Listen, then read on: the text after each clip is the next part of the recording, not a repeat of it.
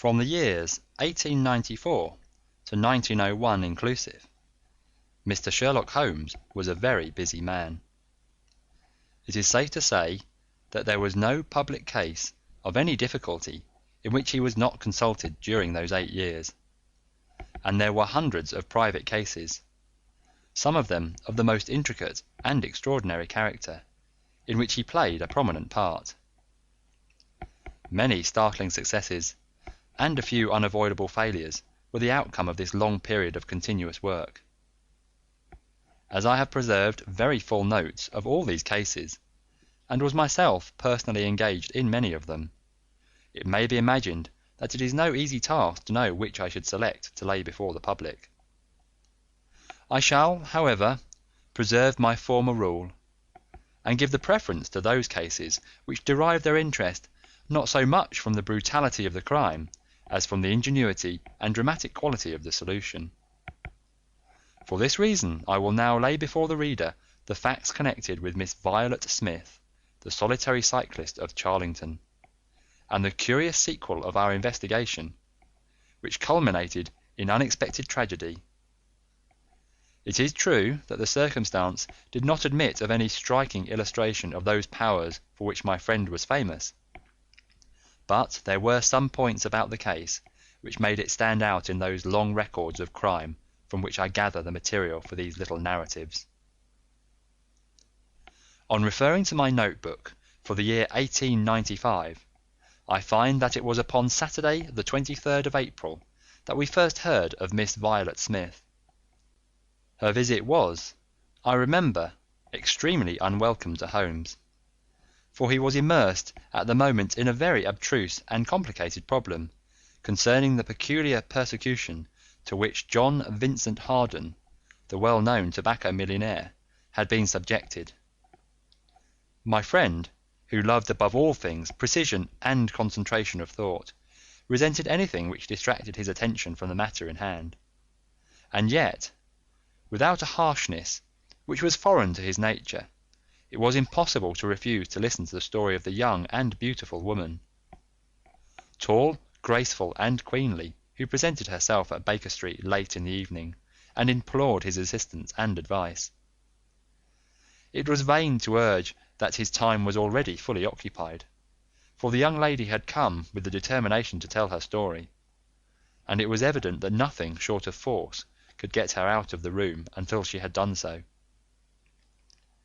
With a resigned air and a somewhat weary smile, Holmes begged the beautiful intruder to take a seat, and to inform us what it was that was troubling her.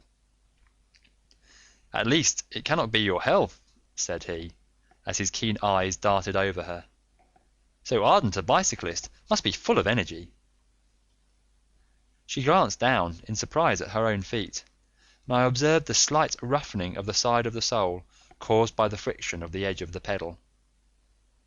"Yes, I bicycle a good deal, Mr. Holmes, and that has something to do with my visit to you today." My friend took the lady's ungloved hand and examined it with as close an attention and as little sentiment as a scientist would show to a specimen. "You will excuse me, I am sure. It is my business," said he, as he dropped it. "I nearly fell into the error of supposing that you were typewriting. Of course it is obvious that it is music. You observe the spatulate finger ends, Watson, which is common to both professions. There is a spirituality about the face, however," she gently turned it towards the light, "which the typewriter does not generate. This lady is a musician." "Yes, Mr. Holmes, I teach music." "In the country, I presume, from your complexion?" "Yes, sir, near Farnham, on the borders of Surrey." "A beautiful neighbourhood, and full of the most interesting associations. You remember, Watson, that it was near there that we took Archie Stamford, the forger. Now, Miss Violet, what has happened to you near Farnham, on the borders of Surrey?" The young lady, with great clearness and composure, made the following curious statement. "My father is dead, Mr. Holmes. He was James Smith, who conducted the orchestra at the old Imperial Theatre. My mother and I were left without a relation in the world except one uncle, Ralph Smith, who went to Africa 25 years ago, and we have never had a word from him since. When father died, we were left very poor, but one day we were told that there was an advertisement in the Times inquiring for our whereabouts. You can imagine how excited we were, for we thought that someone had left us a fortune. We went at once to the lawyer, whose name was given in the paper. There we met two gentlemen, Mr. Carruthers and Mr. Woodley, who were home on a visit from South Africa. They said that my uncle was a friend of theirs, that he had died some months before in great poverty in Johannesburg, and that he had asked them with his last breath to hunt up his relations and see that they were in no want. It seemed strange to us that Uncle Ralph, who took no notice of us when he was alive, should be so careful to look after us when he was dead. But Mr. Carruthers explained that the reason was that my uncle had just heard of the death of his brother, and so felt responsible for our fate. "Excuse me," said Holmes, "when was this interview?" "Last December, 4 months ago." "Pray proceed." Mr. Woodley seemed to me to be a most odious person. He was ever making eyes at me, a coarse, puffy-faced, red-moustached young man, with his hair plastered down on each side of his forehead. I thought that he was perfectly hateful, and I was sure that Cyril would not wish me to know such a person. "Oh, Cyril is his name," said Holmes, smiling. The young lady blushed and laughed. "Yes, Mr. Holmes, Cyril Morton, an electrical engineer, and we hope to be married at the end of the summer. Dear me, how did I get talking about him? What I wished to say was that Mr. Woodley was perfectly odious, but that Mr. Carruthers, who was a much older man, was more agreeable.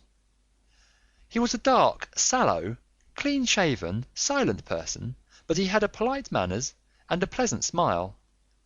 He inquired how we were left, and on finding that we were very poor, he suggested that I should come and teach music to his only daughter, aged 10.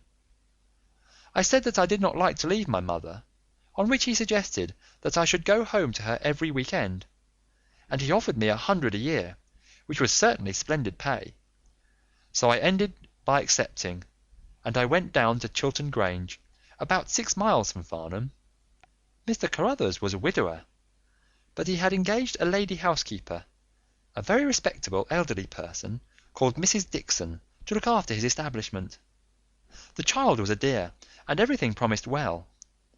Mr. Carruthers was very kind and very musical, and we had most pleasant evenings together.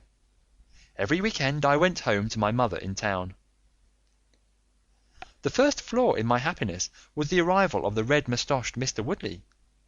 He came for a visit of a week, and oh, it seemed 3 months to me. He was a dreadful person, a bully to everyone else, but to me something infinitely worse.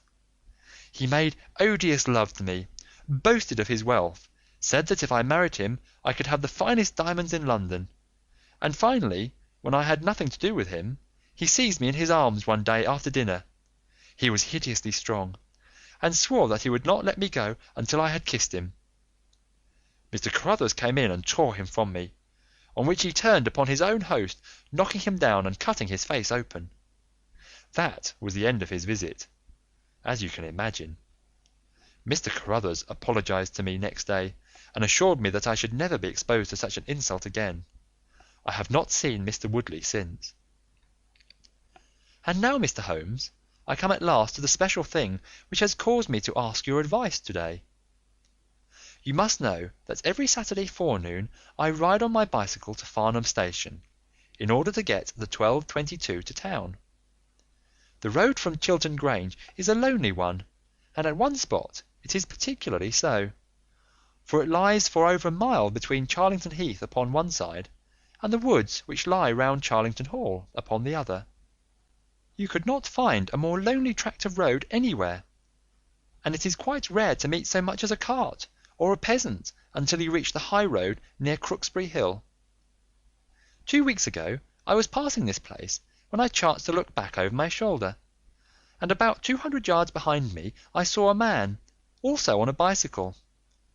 He seemed to be a middle-aged man, with a short dark beard.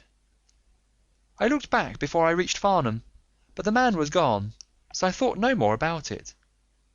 But you can imagine how surprised I was, Mr. Holmes, when on my return on the Monday I saw the same man on the same stretch of road. My astonishment was increased when the incident occurred again, exactly as before, on the following Saturday and Monday. He always kept his distance, and did not molest me in any way, but still it certainly was very odd.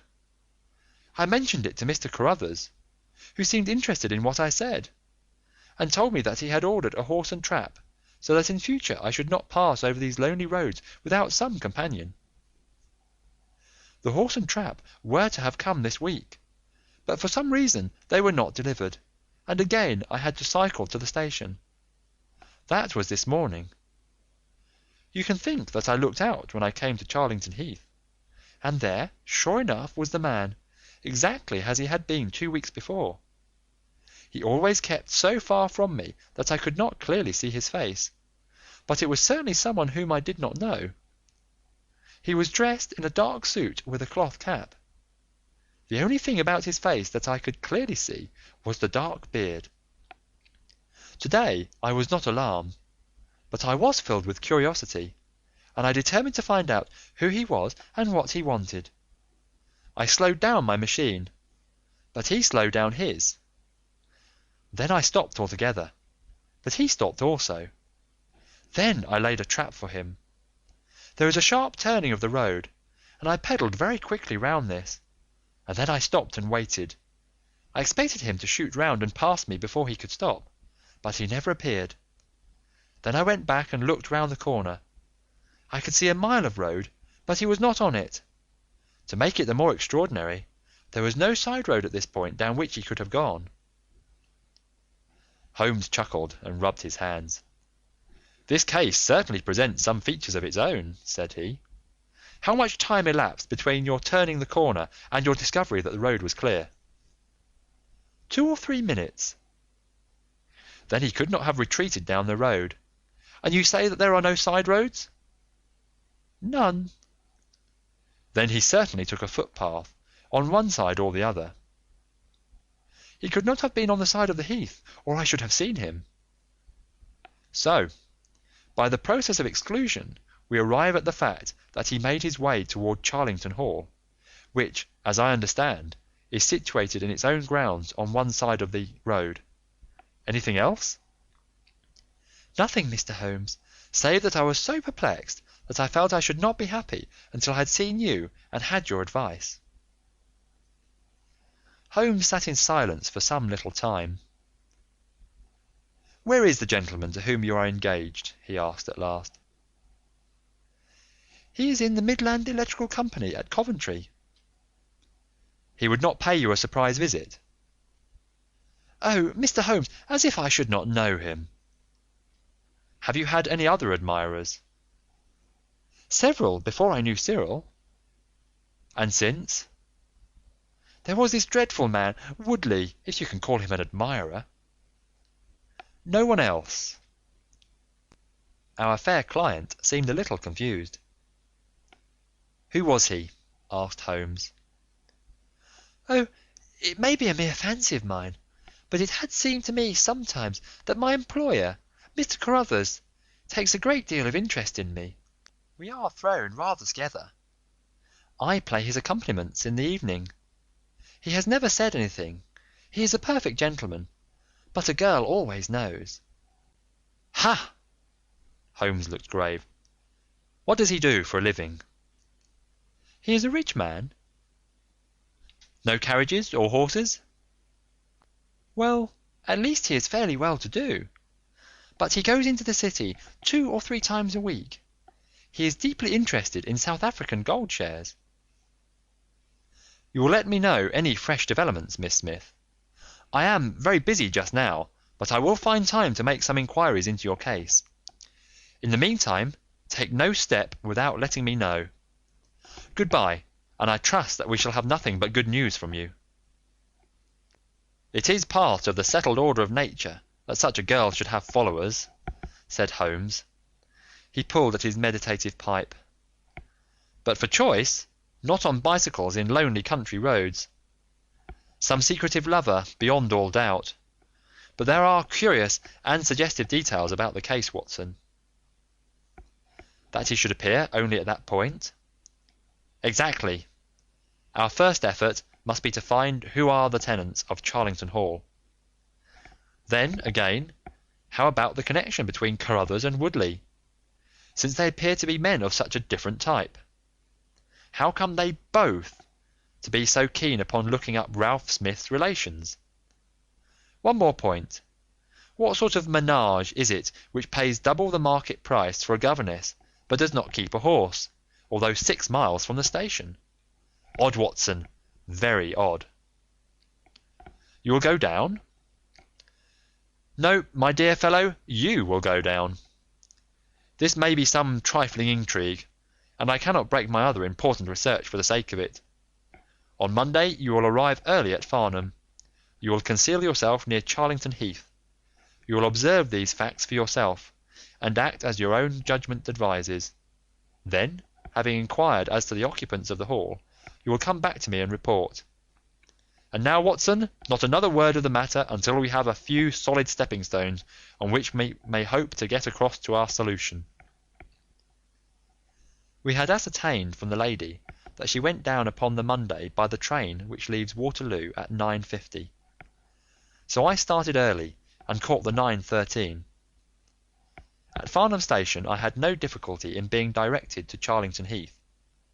It was impossible to mistake the scene of the young lady's adventure, for the road runs between the open heath on one side and an old yew hedge upon the other, surrounding a park which is studded with magnificent trees. There was a main gateway of lichen-studded stone, each side pillar surmounted by mouldering heraldic emblems. But besides this central carriage drive, I observed several points where there were gaps in the hedge and paths leading through them. The house was invisible from the road, but the surroundings all spoke of gloom and decay. The heath was covered with golden patches of flowering gorse, gleaming magnificently in the light of the bright spring sunshine. Behind one of these clumps I took up my position, so as to command both the gateway of the hall and a long stretch of the road upon either side. It had been deserted when I left it, but now I saw a cyclist riding down it from the opposite direction to that in which I had come. He was clad in a dark suit, and I saw that he had a black beard. On reaching the end of the Charlington grounds, he sprang from his machine and led it through a gap in the hedge, disappearing from my view. A quarter of an hour passed, and then a second cyclist appeared. This time it was the young lady coming from the station. I saw her look about her as she came to the Charlington hedge. An instant later the man emerged from his hiding place, sprang upon his cycle, and followed her. In all the broad landscape those were the only moving figures: the graceful girl sitting very straight upon her machine, and the man behind her bending low over his handlebar with a curiously furtive suggestion in every movement. She looked back at him and slowed her pace. He slowed also. She stopped. He at once stopped too, keeping 200 yards behind her. Her next movement was as unexpected as it was spirited. She suddenly whisked her wheels round and dashed straight at him. He was as quick as she, however, and darted off in desperate flight. Presently she came back up the road again, her head haughtily in the air, not deigning to take any further notice of her silent attendant. He had turned also, and still kept his distance until the curve of the road hid them from my sight. I remained in my hiding place, and it was well that I did so, for presently the man reappeared, cycling slowly back. He turned in at the hall gates and dismounted from his machine. For some minutes I could see him standing among the trees. His hands were raised, and he seemed to be settling his necktie. Then he mounted his cycle and rode away from me down the drive towards the hall. I ran across the heath and peered through the trees. Far away I could catch glimpses of the old grey building with its bristling Tudor chimneys, but the drive ran through a dense shrubbery, and I saw no more of my man. However, it seemed to me that I had done a fairly good morning's work, and I walked back in high spirits to Farnham. The local house agent could tell me nothing about Charlington Hall, and referred me to a well-known firm in Pall Mall. There I halted on my way home, and met with courtesy from the representative. No, I could not have Charlington Hall for the summer. I was just too late. It had been let about a month ago. Mr. Williamson was the name of the tenant. He was a respectable elderly gentleman. The polite agent was afraid he could say no more, as the affairs of his clients were not matters which he could discuss. Mr. Sherlock Holmes listened with attention to the long report which I was able to present to him that evening, but it did not elicit that word of curt praise which I had hoped for, and should have valued. On the contrary, his austere face was even more severe than usual as he commented upon the things that I had done, and the things that I had not. "Your hiding place, my dear Watson, was very faulty. You should have been behind the hedge, then you would have had a close view of this interesting person. As it is, you are some hundreds of yards away, and can tell me even less than Miss Smith. She thinks she does not know the man. I am convinced she does. Why otherwise should he be so desperately anxious that she should not get so near him as to see his features? You describe him as bending over the handlebar. Concealment again, you see. You really have done remarkably badly. He returns to the house, and you want to find out who he is.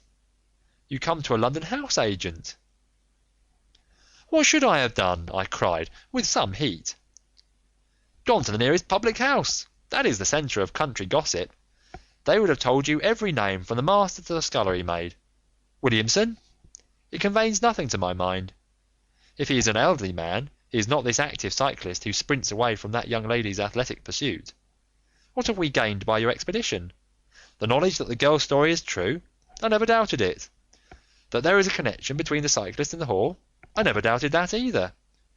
That the Hall is tenanted by Williamson? Who's the better for that? Well, well, my dear sir, don't look so depressed.